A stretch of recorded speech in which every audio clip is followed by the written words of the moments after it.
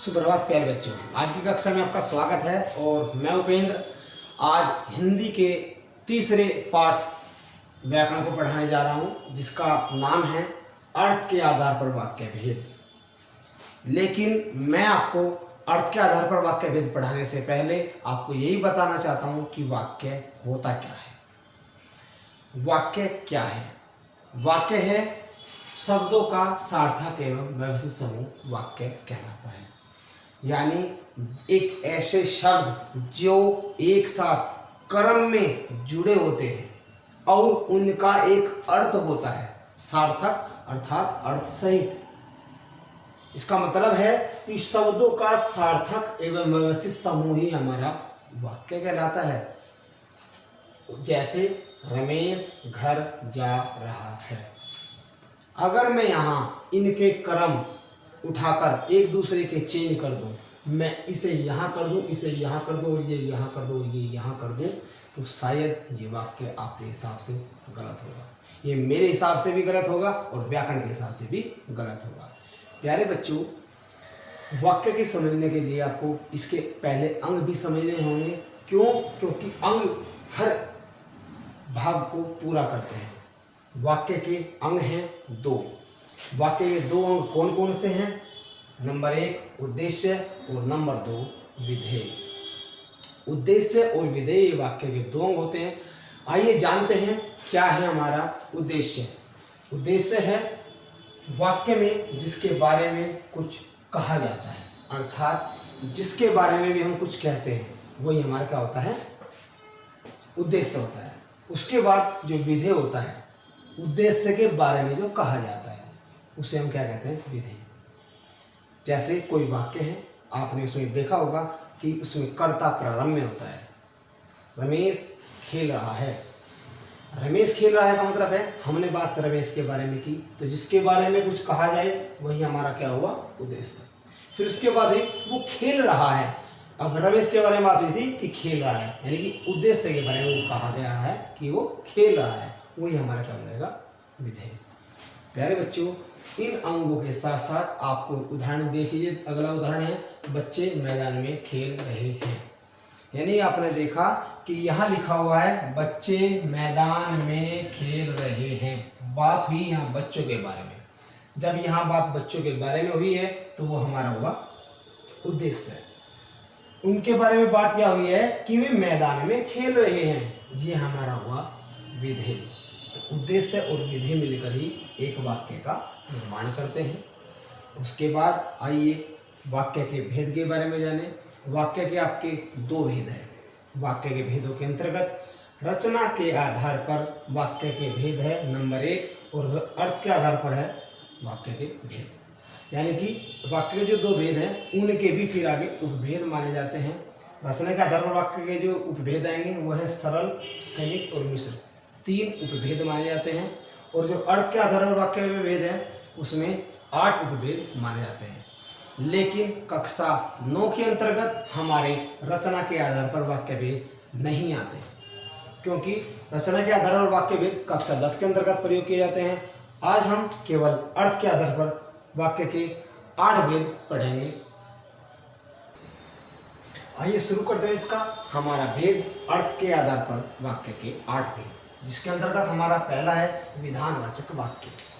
विधानवाचक वाक्य किस प्रकार के वाक्य होते हैं? विधान कहते हैं कि जैसे विधि का विधान, अर्थात नियम है जो, इसीलिए इसका अर्थ है विधानवाचक वाक्य का कि नियम के अनुसार होने वाले कार्य, जो भी कार्य नियम के अनुसार होते हैं वही हमारे विधानवाचक वाक्य कहलाते हैं। जैसे सूर्य पूर्व से निकलता है, ये हमारा नियम है कि सूर्य पूर्व से निकलता है। इसके साथ साथ यदि हम कहें कि सूर्य पश्चिम में अस्त होता है, ये भी विधान है। अगर कहें कि बच्चे पार्क में खेल रहे हैं, बच्चे भले ही पार्क में पढ़ रहे हों लेकिन पार्क में रहने का उद्देश्य उनका केवल खेल से है। इस प्रकार सामान्य वाक्य जो होते हैं वह भी हमारे विधानवाचक के अंतर्गत आ जाते हैं। दूसरा हमारा है निषेधवाचक वाक्य। निषेधवाचक वाक्य में क्या होता है कि नहीं, कभी नहीं, मत, निषेध और वर्जित, ये शब्द तो आएंगे ही। इनके साथ साथ कार्य करने की मना, यानी कि ये जो शब्द होते हैं इनके साथ साथ कार्य करने की मना भी होनी चाहिए। जरूरी नहीं है कि जिस वाक्य में नहीं आ जाए तो वह निषेधवाचक होगा, ऐसा भी नहीं है। अगर मैं आपके सामने एक उदाहरण दूं कि मैं खाना खाऊंगा या नहीं, मैं खाना खाऊंगा या नहीं, अब ये मैंने मना तो नहीं किया, इसीलिए इसमें इसके साथ साथ कार्य करने की मना होनी चाहिए। मैं कहा कि मैं खाना खाऊंगा या नहीं, इसका मतलब क्या है, इसमें संदेह है इस बात में कि मैं खाना खा भी सकता हूँ और नहीं भी। तो प्यारे बच्चों, आपको याद रखना है कि इसके साथ साथ कार्य करने की मना होनी चाहिए। जैसे अगर इस उदाहरण में आपके सामने बताया है, यहाँ लिखा है मैं खाना नहीं खाऊंगा, अर्थात मैंने क्या किया कि मैंने खाने के लिए मना कर दी, यानी कि मैंने उस कार्य को मना कर दिया है। तीसरा भेद आपके सामने है प्रश्नवाचक वाक्य। प्रश्नवाचक वाक्य क्या होता है, उसके साथ साथ आपको देखना है कि प्रश्नवाचक शब्द और ये चिन्ह वाक्य में जरूरी है। प्रश्नवाचक होते हैं जब हम किसी से प्रश्न करते हैं, कब, कहाँ, क्यों, कैसा, कैसी, इस प्रकार के शब्द इस वाक्य में आते हैं और इनके साथ साथ इस चिन्ह का प्रयोग आवश्यक है। उदाहरण देखिए, तुम्हारा घर कहाँ है। तुम्हारा घर कहाँ है, ये प्रश्न किया गया है और उस प्रश्न के साथ साथ हमारा प्रश्नवाचक जो है चिन्ह है, ये भी प्रयोग किया गया है। चौथा भेद है हमारा आज्ञावाचक वाक्य। आज्ञावाचक वाक्य हिंदी भाषा के अंतर्गत दो भेदों को दर्शाते हैं अपने ही अंदर, क्योंकि आज्ञावाचक में आज्ञा ली भी जाती है और आज्ञा दी भी जाती है, इसीलिए इसके यहाँ ये आज्ञा लेना और आज्ञा देना ये दो भाग माने जाते हैं। जैसे अगर मैं कहूँ क्या मैं अंदर आ जाऊँ, आपके सामने क्या, जो कि प्रश्नवाचक शब्द के रूप में प्रयोग हुआ है, लेकिन आपने देखा यहाँ प्रश्नवाचक चिन्ह था, यहाँ प्रश्नवाचक चिन्ह नहीं है, इसलिए उसने कहा है कि क्या मैं अंदर आ जाऊँ, यानी कि वो किसी दूसरे व्यक्ति से आज्ञा ले रहा है अंदर आने के लिए। मेरे लिए एक गिलास पानी लाओ, यहाँ आज्ञा दी गई है। जब उसने कहा कि मेरे लिए एक गिलास पानी लाओ तो ये आज्ञा दी गई है, लेकिन इस वाक्य में आज्ञा ली गई थी। तो आज्ञावाचक वाक्य में आज्ञा ली जाती है और आज्ञा दी जाती है। पांचवें भेद की ओर चलते हैं, इच्छावाचक वाक्य। इसमें भी इसके दो भेद इसी के अंतर्गत समझाए जाते हैं, वो बताए नहीं जाते, बस जैसे अपनी इच्छा प्रकट की जाएगी और दूसरे की इच्छा पूछी जाएगी। इच्छावाचक वाक्य ये दर्शाता है या तो हम अपनी इच्छा प्रकट करते हैं या दूसरे की इच्छा पूछते हैं। इसकी खास बात यह है कि इच्छावाचक वाक्य में हम प्रश्नवाचक शब्दों का भी प्रयोग कर सकते हैं। जैसे मैंने अगर किसी बच्चे से पूछा कि बेटा आप क्या खाओगे, तो मैंने क्या शब्द प्रयोग किया है, लेकिन उस वाक्य के बाद हमारा पूर्ण विराम है, तो इसका मतलब है कि हम उसकी इच्छा पूछ रहे हैं। जैसे मेरा मीठा खाने का मन है, इस वाक्य में मैंने दर्शाया है कि मैं अपनी इच्छा प्रकट कर रहा हूँ कि मेरा मीठा खाने का मन है। लेकिन दूसरा वाक्य है काश मैं प्रधानमंत्री होता, काश मैं प्रधानमंत्री होता, ये एक ऐसा वाक्य है जिसमें मैंने अपनी इच्छा प्रकट की है, लेकिन इसके साथ साथ विस्मयादि बोधक चिन्ह आया है। लेकिन यहाँ विस्मयादि बोधक चिन्ह अपना महत्व नहीं रखता, इसके साथ साथ वह अपनी इच्छा प्रकट कर रहा है, तो यह केवल इच्छावाचक वाक्य ही होगा। ठीक है, अभी आते हैं छठे भेद की ओर, संदेहवाचक वाक्य। और संदेहवाचक वाक्य में कार्य के होने में जो भी है संदेह रहता है, यानी कि डाउट्स रहते हैं कि वो कार्य पूरा होगा या नहीं होगा, पता नहीं, कार्य होने में संदेह है। जैसे शायद आज बारिश आएगी, अब पता नहीं कि बारिश आएगी भी या नहीं भी, तो इसलिए ये हमारे इस कार्य के होने में क्या हो रहा है, संदेह हो रहा है।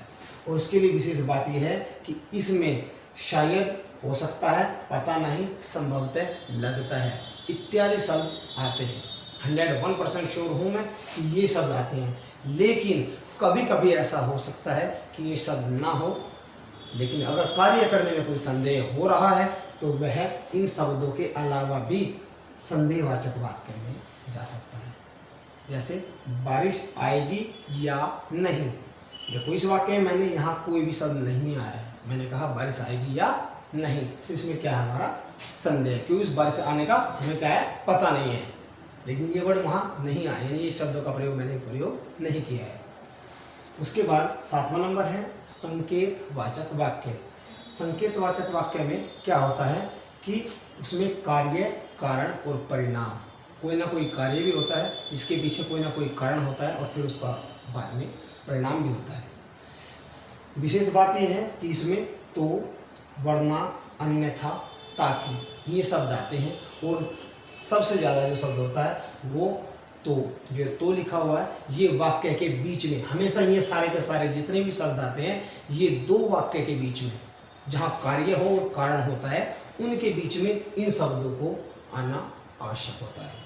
अगर ये शब्द आ रहे हैं तो वाक्य हमेशा हमारा संकेतवाचक होगा। जैसे यदि वृक्ष न कटते तो वर्षा समय पर होती, यदि तुम मेहनत करते तो पास हो जाते, मेहनत कर लो ताकि पास हो सको, यदि तुम मेहनत नहीं करोगे तो फेल हो जाओगे।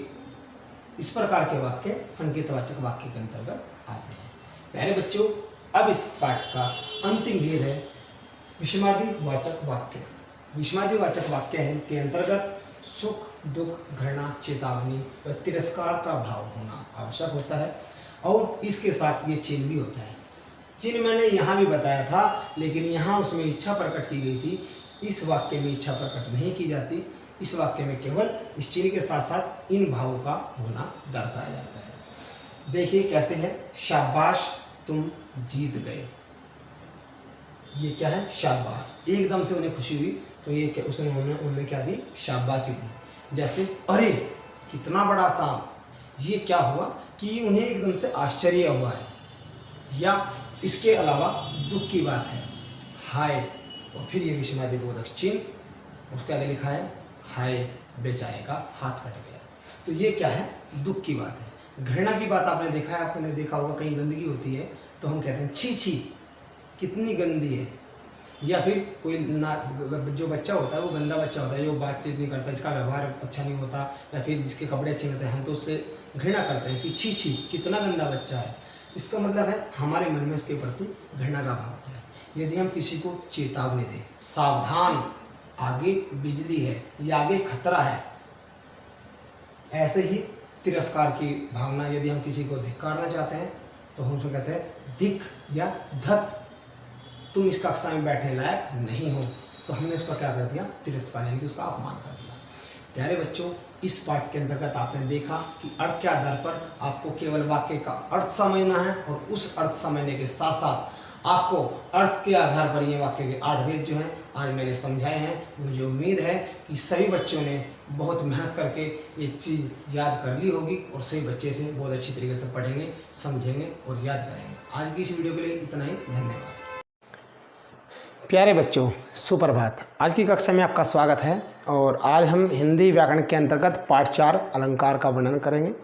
सभी बच्चे इस बात का ध्यान रखें कि जो ये अलंकार है ये बहुत महत्वपूर्ण है और आगे भी आपके काम आने वाला है, क्योंकि हम बच्चों को सिखाते हैं कि बेटा आप कोई अपनी मनपसंद कविता सुनो या कविता लिखो या कविता याद करके सुनाओ, तो उसके लिए आपको उसमें सुर, ताल, लय सभी का ध्यान रखना होता है। ठीक उसी प्रकार जो अलंकार होता है वह भी काव्य की शोभा बढ़ाता है। यहाँ हम आपके सामने लिखा हुआ है, आइए शुरू करते हैं। अलंकार, जिसका अर्थ है आभूषण। भारतीय परंपरा के अनुसार इस प्रकार महिलाएं सुंदर दिखने के लिए आभूषणों का प्रयोग करती हैं और उनकी शोभा बढ़ जाती है। ठीक उसी प्रकार काव्य की शोभा बढ़ाने वाला जो तत्व है वो हमारा अलंकार है, जिसका शाब्दिक अर्थ आभूषण है। परिभाषा है काव्य की शोभा बढ़ाने वाला तत्व, यानी कि काव्य का जो अंग है वो है अलंकार, अर्थात वो अलंकार कहलाता है। इसके बाद हम अलंकार के भेद पढ़ते हैं। अलंकार के भेद हैं 2, जिसमें शब्दालंकार और अर्थालंकार आपके सामने हैं। काव्य में जो चमत्कार उत्पन्न करते हैं वो चमत्कार 2 प्रकार से उत्पन्न करते हैं, जिसमें काव्य में शब्द के कारण चमत्कार उत्पन्न करने वाले और काव्य में अर्थ के कारण चमत्कार उत्पन्न करने वाले। लेकिन जो काव्य में शब्द के कारण चमत्कार उत्पन्न करते हैं वो शब्द अलंकार कहलाते हैं और जो काव्य में अर्थ के कारण चमत्कार उत्पन्न करते हैं वो अर्थ अलंकार कहलाते हैं। जैसे उदाहरण यदि हम देखें, उदाहरण शब्द अलंकार का देखें, मैंने लिखा है यहाँ पर उदाहरण शब्द अलंकार, अर्थात ये जो उदाहरण है वो शब्द अलंकार का उदाहरण है। रघुपति राघव राजा राम, पतित पावन सीता राम। यहाँ केवल शब्दों का ही केवल चमत्कार उत्पन्न हुआ है, अर्थात केवल शब्दों को ही महत्व दिया गया है, इसलिए ये केवल शब्द अलंकार है। यदि हम अर्थालंकार की बात करें, आए महंत वसंत, ये आपके सामने उदाहरण है। लेकिन यहाँ आए महंत वसंत का सामान्य अर्थ नहीं है। यदि हम इसका अर्थ निकालें तो बहुत ही गहन इसका अर्थ होगा, क्योंकि आए महंत वसंत, जो महंत अर्थात जो ऋषि मुनि हैं वो किस रूप में आए हैं? वसंत के रूप में। ये तो एक शाब्दिक अर्थ हुआ, अब हम इसका अर्थ निकालते हैं। महंत ऋषि मुनि अर्थात सज्जन लोगों के बारे में है, और वसंत हरियाली के बारे में है। जिस प्रकार हमारा कोई मित्र, हमारा कोई मिलने वाला यदि हमसे मिलने आ जाता है तो हम उसको देखकर प्रसन्न हो जाते हैं। जिस प्रकार खेतों में हरी भरी हरियाली छा जाती है। तो इसमें जो अर्थ के कारण चमत्कार उत्पन्न हुआ, इसलिए क्या कहलाता है? उदाहरण। अलंकार का जो हमने बताया, इसमें हुआ आपका अर्थ का उदाहरण। आइए बारी है अब आगे शब्द अलंकार के भेदों की। शब्द अलंकार के आपके सामने मैंने भेद बताए हैं, जिसमें अनुप्रास अलंकार, यमक अलंकार और श्लेष अलंकार, 3 अलंकार ही आपके प्रमुख है। शब्द अलंकार आपकी कक्षा के अंतर्गत जो आते हैं वो 3 हैं। अर्थालंकार के अगर भेदों की बात करें तो इसके अंतर्गत आपके उपमा अलंकार, उत्प्रेक्ष अलंकार, अतिशयोक्ति अलंकार, मानवीकरण अलंकार और रूपक अलंकार, ये 5 प्रकार के अलंकार आपके अर्थालंकार के अंतर्गत आते हैं। लेकिन प्यारे बच्चों, इसके साथ साथ एक विशेष बात यह है कि इन अलंकारों के साथ एक अलग से अन्योक्ति अलंकार आपके हिंदी व्याकरण के अंतर्गत बताया जाता है। इसके बारे में भी हम जान लेते हैं। जब किसी उक्ति अर्थात जब किसी कथन के द्वारा, किसी बात के द्वारा किसी दूसरे को कोई बात कही जाए, वहाँ अन्योक्ति अलंकार होता है। यानी अगर मैं किसी व्यक्ति से बात कर रहा हूँ, लेकिन मैं बात उसके बारे में ना करके हम किसी तीसरे के व्यक्ति के बारे में बात कर रहे हैं, तो वहाँ पर अन्योक्ति अलंकार होता है। उदाहरण आपके सामने है। फूलों के आसपास रहते हैं फिर भी कांटे उदास रहते हैं। फूलों के आसपास कांटे रहते हैं, लेकिन वे उदास क्यों रहते हैं? क्योंकि यहाँ बात फूलों और कांटे की नहीं हो करके किसी तीसरे के बारे में बात ही है। क्योंकि फूलों के आसपास रहते हैं भंवरे, जो उनका रस जो है ग्रहण करते हैं। भंवरे फूल का रस ग्रहण कर लेते हैं, और जो कांटे होते हैं वो फूलों के पास रहते हैं, लेकिन उसके रस को ग्रहण नहीं कर पाते, इसलिए वो क्या हो जाते हैं? उदास हो जाते हैं। तो प्यारे बच्चों, आइए हम फिर एक बार छोटी सी नज़र डालते हैं इस पाठ के प्रारंभ से अब तक का। अलंकार, जो कि जिसका शाब्दिक अर्थ आभूषण है, इसकी परिभाषा मैंने आपको बताई। काव्य की शोभा बढ़ाने वाला जो तत्व है वो आपका अलंकार है। फिर मैंने आपके सामने बताए हैं अलंकार के भेद, जिसमें आपके 2 भेद हैं, शब्द अलंकार और अर्थालंकार। शब्द अलंकार अर्थात शब्द के कारण चमत्कार उत्पन्न करने वाले शब्द अलंकार कहलाते हैं, और अर्थ के कारण चमत्कार उत्पन्न करने वाले अर्थालंकार कहलाते हैं। रघुपति राघव राजा राम, पतित पावन सीताराम, ये आपके सामने उदाहरण है। और उदाहरण बहुत हैं, जैसे तरनी तनुजा तटतमाल तरवर बहुछाई, या फिर दीन बंधु दीनानाथ दुखियों का दुख दूर कब करोगे, या फिर चारू चंद्र की चंचल किरणें खेल रही हैं जल थल में। काव्य है, इसलिए इसको मैंने काव्य के रूप में गाया है। ये सभी काव्य के रूप में गाए जाते हैं। ये हमारे उदाहरण जो हुए वो शब्द अलंकार के हुए। अर्थालंकार के इस उदाहरण के साथ साथ मैं आपको और उदाहरण बताना चाह रहा हूँ। ये है उदाहरण अर्थालंकार का आए महंत वसंत, या फिर चरण कमल बंदो हरिराई, या फिर निर्धन के धन सी तुम आई। ये सारे जो उदाहरण हैं वो हमारे इन्हीं के भेदों के अंतर्गत उदाहरण बताए जाते हैं। फिर इसके मैंने बताए शब्द अलंकार के भेद और अर्थालंकार के भेद। शब्द अलंकार के 3 भेद, अनुप्रास, यमक और श्लेष, और अर्थालंकार के आपके 5 भेद, उपमा, उत्प्रेक्षा, अतिशयोक्ति, मानवीकरण और रूपक अलंकार।